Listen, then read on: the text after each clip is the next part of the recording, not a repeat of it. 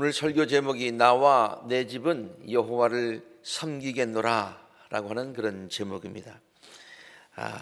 이 말은 오늘 본문 우리 성경 봉독을 해서 우리가 알고 있지만은 여호수아가 한 말들 중에서 가장 잘 알려진 말이고 또 많은 사람들에게 사랑받는 그와 같은 말입니다.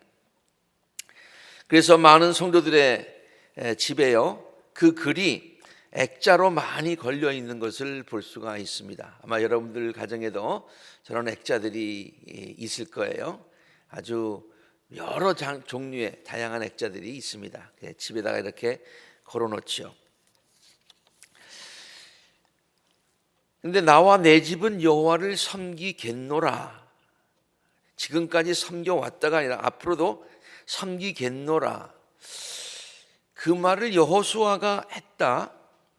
여러분 좀 새삼 여호수아가 그런 말을 한 것에 대해서 좀 의아하다는 생각이 들지 않으시나요? 왜냐하면 여호수아는 평생 여호와 하나님만을 믿고 의지하고 살았던 인물이잖아요. 그렇죠? 근데 새삼 나와 내 집은 여호와를 섬기겠노라 라고 한 그 말이 조금 왜 그런 어떤 상황 가운데서 그런 말을 했을까 좀 의아스럽다는 얘기예요. 젊으실 때에는 모세를 따라다녔고요. 또 모세가 죽은 후에는 그의 뒤를 이어서 백성들을 가나안 땅으로 굳센 믿음 가지고 백성들을 인도하였던 하나님의 신실한 종이었어요. 그런데 새삼 나와 내 집은 여호와를 섬기겠노라고 고백한 그런 이유가 무엇일까요? 한번 거기 한번 초점을 맞춰서 한번 생각을 해 보았으면 좋겠어요. 그 이유는요. 어떻게 왜 그런 얘기를 했을까에 대한 해답은 언제 여호수아가 이런 말을 했는지를 살펴보면은 쉽게 이해할 수 있을 것 같아요. 언제 이런 얘기를 했고 어떠한 상황에서 이런 이야기를 했는가를 한번 살펴볼 필요가 있겠죠. 그는 이 말을 노년의 백성들에게 고별사를 하는 가운데 한 고백입니다. 우리 여호수아 전체가 24장으로 되어 있고요. 오늘 한 말이 24장에 기록이 되어 있는데요. 23장부터 고별사가 시작이 되죠. 우리가 여호수아서를 읽어봤습니다만은 여호수아가 맨 처음에 모세의 뒤를 이어서 이제 지도자가 되고 그리고 그 이후에 계속 가나안 땅으로 들어가고 그리고 이제 가나안 정복을 하고 그리고 백성들에게 땅을 분배하고 하는 내용이 그게 쭉 전개되고 나서 이제는 23장의 고별사, 24장의 오늘 본문에 그런 내용이 나오는 거예요. 23장이 이렇게 시작을 하지요. 주께서 주변의 모든 원수를 멸하시어 가나안 땅에 있는 모든 이제 사실은 완전하게 100% 정복하지는 못했죠. 조금은 남겨놓았습니다만 아무튼 어느 정도 가나안 땅을 정복했다. 이제는 분배를 했다라고는 그 시점까지 됐어요. 이스라엘에게 안식을 주셨어요. 이제는 평화가 찾아왔어요. 그리고 나서 오랜 세월이 흘러서 여호수아도 나이가 많이 들었고 늙었다. 여호수아는 이때에 온 이스라엘 장로들과 우두머리들과 그리고 재판장들과 관리들을 불러서 그들에게 이렇게 얘기합니다. 나는 나이가 많이 들었고 이제 늙었어 라고 하면서 이제 고별사를 시작을 하죠. 그 가운데 이런 얘기를 했다는 거예요. 여호수아가 백성들을 이끌고 가나안에 들어간 후, 그러니까 여호수아서 1장으로부터 시작해서요. 이스라엘 백성들이 가나안 땅에 어느 정도 정착하게 된 이 시기, 고별사를 하게 된 이 시기가 얼마인지에 관해서 성경학자들이 여러 가지 이야기들을 하고 있어요. 뭐 17년이다, 뭐 20년이다, 그 이상이다, 뭐 그런 얘기를 하고 있습니다만은 정확하게 알 수는 없지만은 한 가지 분명한 사실은요, 전반적으로 보아서 한 20년 정도 걸렸을 것이다. 하나님께서 적과 꿀이 흐르는 땅을 약속하셨지만은 가나안 백성들이 이스라엘 백성들로 플랜카드 걸고서 웰컴 뭐 그랬겠어요? 자기들이 침략을 당하니까 방어했겠죠. 그것을 또 전부 다 정복하려니까 그만한 시간이 걸렸다는 얘기예요. 그리고 여호수아가 백성들에게 고별사를 한 것은 우리가 조금 아까도 읽어봤습니다마는 이스라엘 백성들이 가나안에 정착한 후에 상당한 오랜 세월이 흐른 후라고 하는 것을 알 수가 있습니다. 간단하게 요약하자면요, 여호수아가 고별사를 통해서 나와 내 집은 여호와를 섬기겠노라 라고 말한 때는 이스라엘 백성이 가나안에 들어온 이후, 여호수아 1장이 시작된 그 이후죠. 그래가지고 적어도 한 세대는 지난 후다. 20년이건 30년이건 하여튼 한 세대가, 지금의 한 세대와 그때 한 세대가 좀 개념이 다르겠습니다만은 지금은 한 30년을 한 세대라고 봅니다만 그때 한 20년 한 세대가 아무튼 지난 그런 후라고 하는 사실입니다. 자, 이스라엘 백성들은요, 가나안 땅에 들어가기 전에 어디 있었나요? 광야에 있었죠. 몇 년 있었나요? 40년 광야에 있었어요. 그 광야에서 방황했던 민족이었습니다. 물론 하나님께서 그들이 광야에서 지내는 동안에도 만나를 먹이시고 메추라기를 먹이시고 또 불기둥 구름기둥으로 인도하시고 저들을 돌보아 주셨지만 광야에서의 삶이 결코 쉽지는 않았을 것 아닙니까? 광야에서의 삶, 그것은 안정된 삶이 아니었기 때문입니다. 이렇게 뭐 생각하시는 분들이 있을 거예요. 뭐 유목민이니까 뭐 그냥 여기저기 댕기는 거, 베두인 족속도 지금도 그러고 있는데 뭐 어때? 그런 생각을 할지 모르지만 아무튼요, 광야에서의 40년의 생활이 애굽에서 안정되게, 뭐 안정됐다는 말이 그 한 곳에서 정착돼서 아무튼 그때 노예로 살았지만은 그렇게 살다가 광야로 나온 것 아닙니까? 얼마나 고생스러웠겠어요.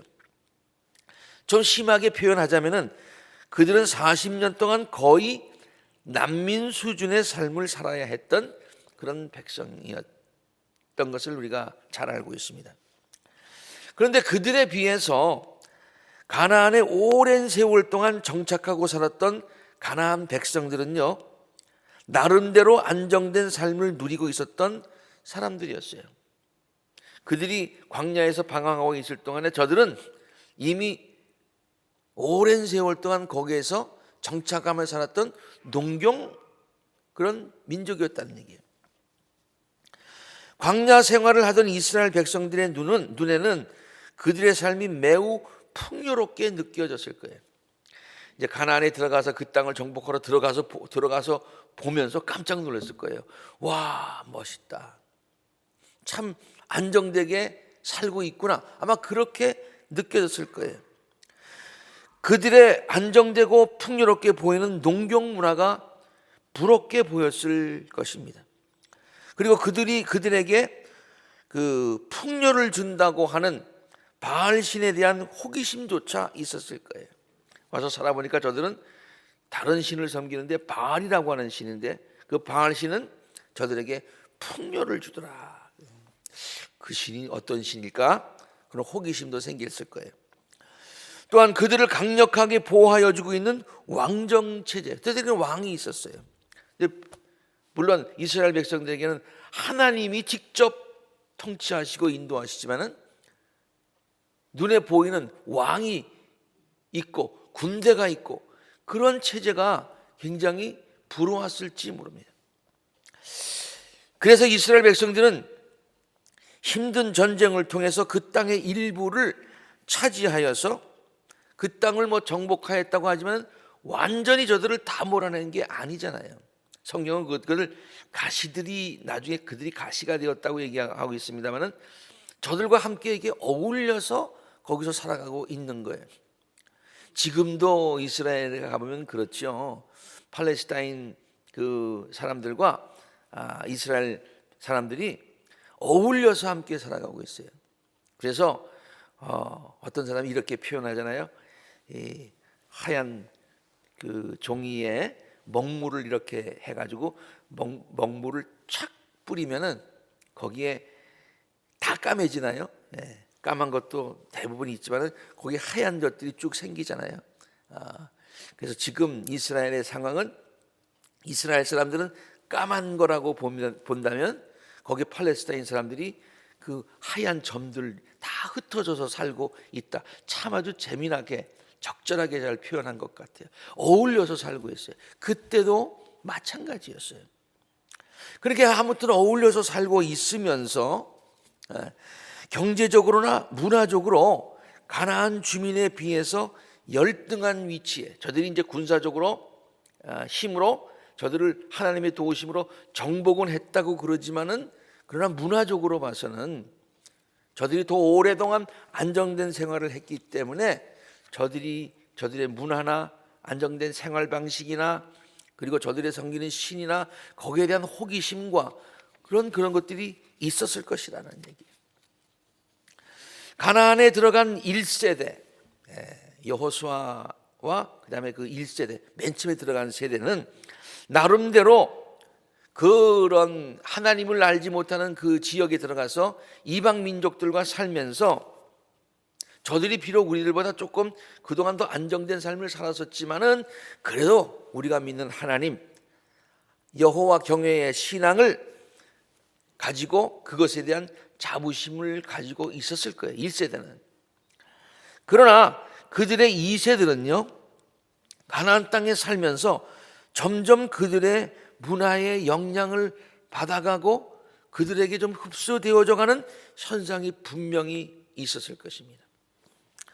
사실 이것은요. 사회학적으로 보면은 자연스러운 현상이라고 하고 전문 그런 그 용어로 어시밀레이션이라고 그렇게 얘기를 하죠. 문화의 그 열등한 문화를 가진 민족이 아주 우수한 문화에 이렇게 빨려 들어가는 그와 같은 현상이죠. 그런 사회적인 문화적인 자연스러운 그냥 현상이라고 볼 수 있지만은 그러나 신앙적인 면에서 봤을 때는 참 안타까운 일이었어요. 가나안 사람들의 문화가 점점 이스라엘 백성들의 생각과 삶에 큰 영향을 주었을 것임이 분명합니다. 가나안 사람들의 삶의 방식과 가치관이 이스라엘 백성들에게 점점 파고들었을 것이에요. 그래서 자연적으로 하나님께 대한 신앙도 점점 더 식어져 갔을 것입니다. 40년 동안 광야에서 자기들을 지켜주셨던 하나님께 대한 은혜를 생각하기보다는 가나안 땅 백성들에게 풍요함을 준 것처럼 보이는 바알신에 대한 호기심이 생기기 시작했을 것이에요. 물론 하나님께서 우리를 이곳에 인도하여 주셨지만은 그동안에는 바알신이 오랜 세월 동안 이 백성들이 이렇게 풍요하게 지켜주지 않았느냐. 그 신이 누굴까? 실제로 가나안의 우상들을 섬기는 그래서 가나안의 우상, 가나안 백성들이 섬기는 우상을 섬기게 되는 그와 같은 이스라엘 백성들도 많이 생겼다는 거예요. 가나안에 사는 사람들이 행하는 우상 숭배에 대한 예식들. 이스라엘은 어떻게 했어요? 동물을 잡아가지고 피해 제사를 드렸잖아요. 거기에 비해서 물론 모든 그 우상의 제사들도 피가 없지는 않습니다만은 축제와 같은 거였어요. 거기에 또 음란한 것까지 있었어요. 거기에 대한 호기심이 굉장히 컸을 것이라는 얘기예요. 실제로 거기에 가보기도 하고 또 섬기기도 하고. 이것은요, 이러한 현상은요, 모세가 백성들을 가나안 땅으로 들여보내면서 가졌던 걱정과 염려였습니다. 그래서 모세는 자기는 들어가지 못하지만은 가나안 땅에 들어가는 백성들에게 그곳에 가면 이러한 일들이 일어날지 모르니까 그곳에 가면 하나님 경외의 신앙을 잊어버리지 말아야 된다 하고 당부하고 또 당부하지 않았습니까? 그 당부한 내용이 기록된 책이 무슨 책이에요? 신명기라고 하는 책이죠. 신명기. 다시 한번 이스라엘 백성들의 신앙을 리마인드 시켜주고 다시 한번 확인시켜주고 그리고 권면하는 그 내용이 신명기의 내용이에요. 얼마나 걱정이 되었으면. 그 내용 가운데 이런 내용이 있죠. 신명기 32장의 내용이. 모세가 그들에게 말합니다. 오늘 내가 너희에게 증언한 모든 말들, 가나안 땅에 들어가서 이렇게 꼭 해야 된다, 하나님 경외를 해야 된다, 이 모든 말들은 너희는 마음에 간직해두고 또 그것을 자녀에게 가르치고 이 율법의 모든 말씀을 그래서 너뿐만이 아니라 자녀들에게도 지키게 하여라. 왜냐? 율법은 단지 빈말이 아니라 바로 너희의 생명이다. 참 귀한 말씀이죠. 율법은 빈말이 아니라 이것은 생명이야. 네가 죽고 사는 거에 관한 문제야. 이 말씀을 순종하여라. 그래야만, 다른 방법 없어. 그래야만 너희가 요단강을 건너가서 가나안 땅에 들어가게 되면 차지하는 땅에서 오래오래 살 것이다. 그렇게 당부하고 당부해서 그래도 마음 놓이지는 않지만은 백성들을 여호수아를 지도자로 임명해서 보내지 않습니까? 그리고 나서 한 세대가 지났다는 거예요. 여호수아도 모세와 같은 심정으로 백성들에게 고별사를 통해서 하나님만을 섬길 것을 당부하고 있는 거예요. 그러니까 모세도 백성들을 보내면서 고별사라고도 볼 수 있죠. 이별사라고도 볼 수 있고요. 여호수아도 이제 그 한 세대를 지나고 나서 이제 자기는 늙어서 백성들에게 고별사를 하는 이 시점에서 모세와 똑같은 심정으로 백성들에게 당부하고 있는 거예요. 상황이 달라졌다 그러면은 모세는 가나안 땅에 들여보내면서 그렇게 될까봐 걱정해서 말씀한 거고, 여호수아는 실제로 가나안 땅에 들어와서 그러한 현상이 일어나고 있는 것을 보고서 이 말씀을 한 것이다 라고 보면 되겠습니다. 이것이 오늘 본문 말씀인데요, 좀 길지만은 아주 간단하게 좀 말씀을 좀 드려보려고 그래요. 그 내용들은요 이런 거예요. 여호수아가 이스라엘의 모든 지파를 세겜에 다 모이게 하고요, 그때 여호수아가 온 백성에게 그렇게 얘기를 합니다. 주 이스라엘의 하나님이 이렇게 말씀하셨다라고 하면서 이제 쭉 나오는 모든 이야기들이 무슨 이야기냐면 옛날에 조상 아브라함 때부터 하나님께서 아브라함을 택하셨다는 얘기예요. 그리고 아브라함을 강 건너 이끌어내어 그를 가나안 온 땅을 두루 다니게 하였으며 자손들을 많이 보게 하였다. 그러니까 하나님께서 아브라함을 택하시고 아브라함에게 하늘의 별과 같이 바다의 모래와 같이 자손들을 주시기로 약속을 하셨고, 또 이렇게 우리가 이렇게 많은 민족을 이루었다.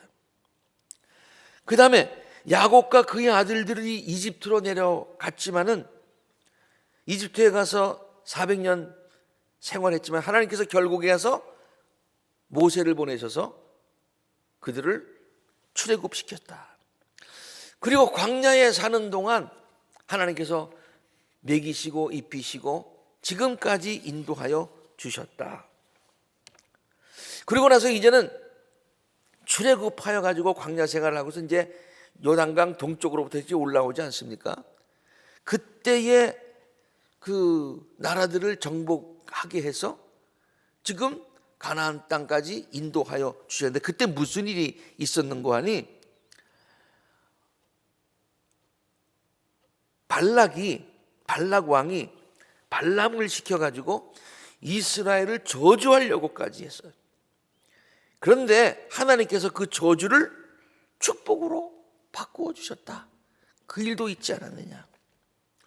그리고 또 너희가 요단강을 건너서 여리고로 와가지고 그 다음서부터 이 가나안 땅에 들어왔을 때에 내가 가나안 백성들을 안정되게 살고 너희들보다 사실 강했어. 그런데 내가 너희들에게 그 가나안 민족을 너희들 손에 넘겨준 거야. 그리고 너희가 일구지하는 이 땅에서 풍요롭게 지금 살고 있잖아. 그러니까 지금까지 지내온 것, 지금까지 우리가 지금 이 자리에 있는 것, 모든 것이 다 하나님의 은혜라고 하는 것, 그것을 리마인드 시켜주고요. 그 다음에 중요한 얘기가, 이렇게 말씀하셨으니 당신들은 이제 주님을 경외하면서 그를 성실하고 진실하게 계속 섬기십시오. 그리고 여러분은 여러분의 조상이 섬기던 신들을 버리고, 조상이 섬기던 신들이라고 하는 것은 우상을 얘기하고 있는 거예요. 그 우상을 버리고 오직 주님만 섬기십시오. 주님을 섬기지 않거든 한번 이방 우상들을 한번 섬겨보라 이 말이에요. 메소포타미아에서 섬기던 신들, 아니면 당신들이 살고 있는 저 아모리 사람들의 신이든지 하여튼 한번 섬겨보라. 하나님을 섬길 것인지 계속해서 이방 사람들이 섬기는 우상을 섬길 것인지 한번 선택해 보아라. 그런데 나와 나의 집안은 주님을 섬길 것입니다. 나와 나의 집안은 주님을 섬길 것입니다. 지금까지도 섬겨왔고 앞으로도 섬길 것이니 백성들에게 마지막 고백을 전하면서, 백성들 여러분들도 선택하십시오. 결단하십시오.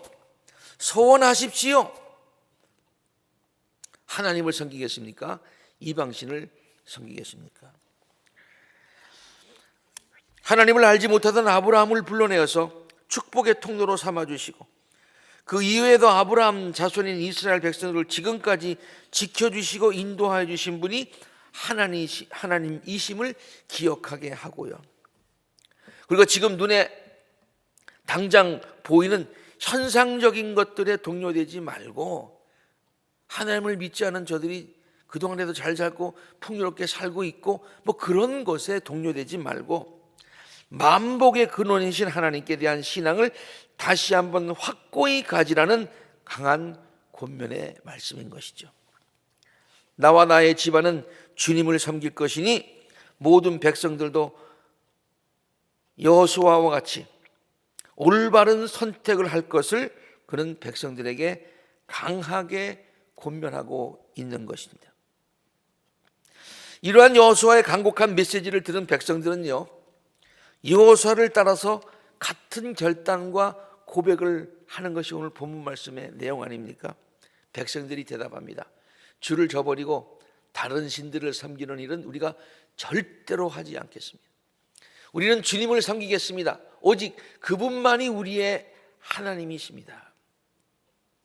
그러자 여호수아가, 아니다, 너희들이 그렇게 말은 하지만은 내가 마음이 놓이지 않는다, 뭐 그렇게 하는 게 중간에 잠깐 있고요. 그러니까 여호수아가 백성들이 아닙니다, 우리는 하나님만 섬길 것입니다, 또 얘기를 합니다. 그러자 여호수아가 이런 얘기를 합니다.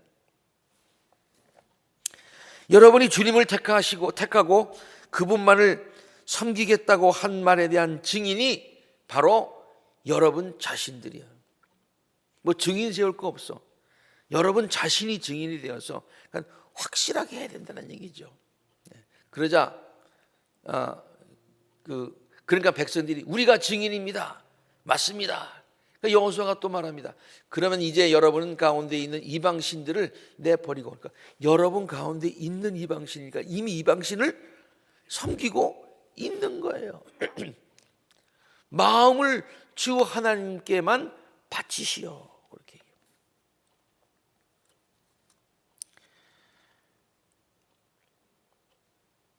백성들이 그러자 여호수아에게 말합니다. 우리가 우리의 하나님을 섬기며 그분의 말씀을 따르겠습니다 라고 백성들이 한꺼번에 서약을 하고 결단을 하는 그 장면이 오늘 본문 말씀의 장면입니다. 여호수아가 왜 나와 내 집은 여호와를 섬기겠노라 라고 말한 이유를 이제 확실하게 아시겠죠, 그렇죠?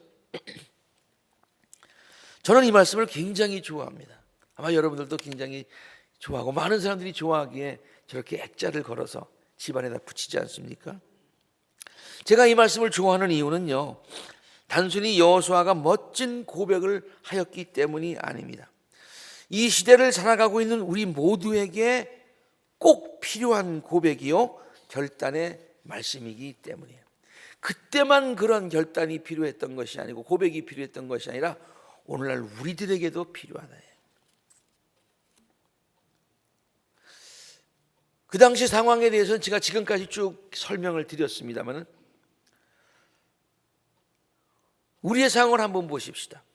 우리는 하나님께 대한 신앙이 점점 식어져 가고 있는 시대에 살고 있어요. 제가 찬송가를 볼 때마다 참 은혜가 되고 또 아쉬운 게 있어요. 그게 뭐냐면은 1850년부터 1920년 그 사이 미국이 선교사를 세계에 많이 파송했던 그때예요. 그때 우리나라에도 선교사가 파송이 되었잖아요. 그때 미국의 그 신앙적인 분위기는 너무너무 뜨거웠어요. 찬송가의 한 반 정도는 여러분 보세요. 언제 작사, 언제 작곡되어 있는지를 찬송가 맨 위에 보면 되잖아요. 반 이상이 1890년, 80년, 2010년 그 어간에 다 작사, 작곡된 것들이에요. 그 당시의 신앙의 분위기를 알 수 있죠. 요즘은 어떻습니까? 많이 식어졌잖아요. 과학의 발달과 함께 인간은 점점 더 하나님 앞에서 교만해지고 있는 것 같아요. 그럴수록 더 겸손해야 되는데 그럴수록 설익은 과일처럼 하나님 앞에 교만한데 예전보다는 객관적으로 봐서 지금도 이렇게 뭐 풍요롭다고까지 얘기할 수는 없습니다만 예전보다는 풍요롭잖아요. 그러한 삶을 살아가게 됨으로 인해서 하나님만을 의지했던 간절한 믿음이 점점 식어지고 있는 것 같아요. 어려웠을 때는 하나님 했는데 조금씩 I can handle it 이런 생각을 갖게 되는 것 같아요. 어느 분이 카톡으로 1973년에 여의도 광장에서 열렸던 빌리그리암 집회 영상을 보여주셨는데 저도 그때 대학생이었기 때문에 한번 가본 적이 있어요. 큰 감동이 있었습니다. 1973년 우리나라 참 그때도 많이 못 살았죠, 그렇죠? 네. 그때 한국 교회와 성도들의 신앙이 굉장히 뜨거웠습니다. 산마다 기도원마다 사람들이 꽉꽉 찼어요. 한국의 교회와 성도들의 신앙이 얼마나 뜨겁고 간절했는지를 그 영상을 통해서 다시 한번 느낄 수가 있었습니다. 여의도 집회 광장에서 밤을 새워서 기도하고 있는 성도들의 모습.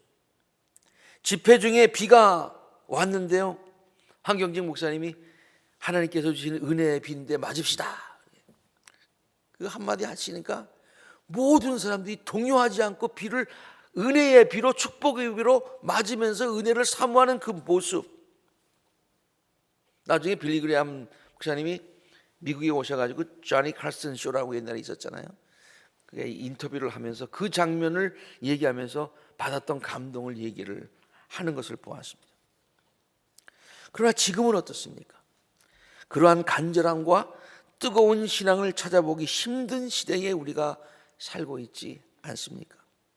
백성들이 광야 생활을 할 때는 하나님의 도움 없이는 우리는 한순간도 살 수 없습니다 라고 생각했을 거예요. 근데 지금 여기 보니까 하늘에서 만나가 내리지 않아도 땅에서 그냥 과일이 막 솟아나는 거예요. 그러니까 하나님을 덜 찾게 되는 거예요. 덜 의지하게 되는 거예요. 그것만이 아닙니다. 오늘날의 시대가 어떻습니까? 오늘날 우리들은 종교다원주의로 인하여서 하나님께 대한 절대적인 신앙이 점점 상대적으로 변해가고 있는 시대 풍속 가운데 살고 있어요. 왜 하나님만 유일한 신이라고 그러느냐? 다른 신들도 있는데 공평하게 우리가 다 인정해야 되지 않느냐? 뭐 그렇게 나오는 게 종교다원주의예요. 그러다 보니까 하나님께 대한 절대적인 신앙이 상대적인 신앙으로 이렇게 바뀌어가고 있는 거예요. 세상의 가치가 성경의 가치보다 더 매력적으로 보이므로 성경의 절대적인 가치가 세상의 가치에 의해서 점점 도전을 받고 있는 시대에 살고 있어요. 동성애에 관한 문제라든가 그 외에 여러 가지 성경의 가치가 상대적인 가치로 우리에게 다가오고 있어요. 엎친 데 덮친 격으로 지금 우리는 코로나 사태로 인하여서 교회의 정체성이 흔들리고 가지고 있던 신앙도 유지하기에 힘든 그와 같은 시대에 살고 있지 않습니까?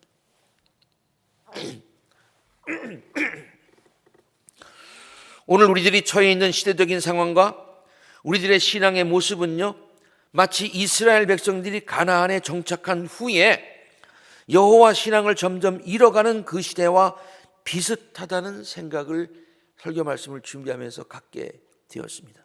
여러분 어떻게 생각하시나요?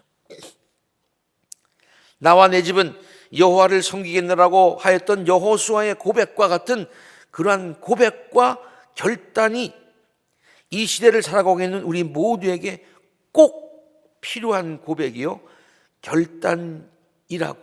결단이어야 한다고 강하게 느끼게 된 이유가 바로 여기에 있는 것입니다.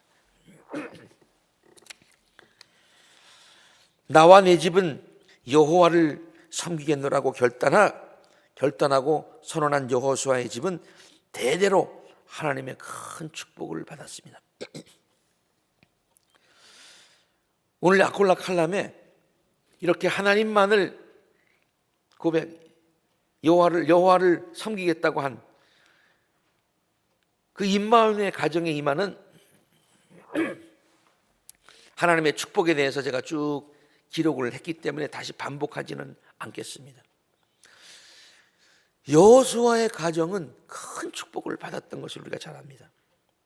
여호수아는 에브라임 지파에 속한 사람인데요, 이스라엘 역사를 살펴보면 에브라임 지파가 다른 지파들 중에서 유다 지파와 함께 가장 큰 지도력과 영향력을 발휘했던 것을 우리는 잘 압니다. 하나님은 세상 풍조를 따르지 아니하고 하나님을 따르겠다고 결단한 여호수아의 집안을 대를 이어서 축복의 통로로 선택하여 주셨다고 성경은 우리에게 증거하고 있어요. 5월은 가정의 달입니다. 가정의 달을 맞이하여서 우리 모두가 나와 내 집은 여호와만을 섬기겠노라 라고 하는 결단이 우리 모두에게 있게 되기를 간절히 바랍니다. 아멘. 아멘. 여호수아가 백성들에게 지금까지 지내온 모든 것이 다 하나님의 은혜였음을 상기시켜 주었듯이 지금까지 우리들의 삶을 지켜주시고 인도하여 주신 분이 우리가 앞에 찬송을 불렀듯이 하나님이심을 다시 한번 기억하시고 하나님께 모든 감사와 영광을 돌리실 수 있기를 바랍니다. 그리고 우리들로 하여금 하나님 신앙에서 멀리 떨어뜨리려고 하는 세상의 풍조 가운데 우뚝 서서 그 물결을 막으며 나와 내 집은 오직 여호와만을 섬기겠노라고 선언하실 수 있게 되기를 바랍니다. 나와 내 집, 나와 내 집이라는 말을 한 번 더 살펴보니까 말이죠, 그 말에는요 우리 세대뿐만이 아니라 우리 자녀들에게도 이 신앙을 전해 주겠다고 하는 결심이 포함되어 있음을 알 수가 있습니다. 나와 내 집은, 나와 내 자손들까지. 우리 자녀들은요 우리들보다 더 여호와 경외의 신앙을 갖고 살기에 어려운 시대를 살아가야 하기 때문이에요. 우리가 지금도 신앙을 지키기 힘든데 우리 다음 세대는 어떻게 될까 참 걱정이에요. 그러나 그들에게 이러한 바른 신앙을 잘 가르쳐 주면요 그들도 하나님의 크신 은혜와 축복을 누리며 살게 될 것임이 분명하고, 이것이 성경이 가르치는 축복의 원칙이기 때문이에요. 그러므로 그들에게 가르쳐야 되는 거예요. 자녀들에게 재산을 물려주기보다는 신앙을 물려주는 것이 더 중요한 이유가 바로 여기에 있는 거예요. 가정의 달을 맞이하여서 우리 교회 모든 성도님들의 가정이 여호와 경외의 신앙을 다시 한번 되새기고 확인하고 그리고 결단하여서 하나님의 크신 은총과 축복을 대대로 이어가게 되는 신앙의 명문 가정들이 되시기를 생사화복의 근원이 되시는 축복의 원리를 우리에게 가르쳐 주신 귀한 주님의 이름으로 간절히 축원합니다. 아멘.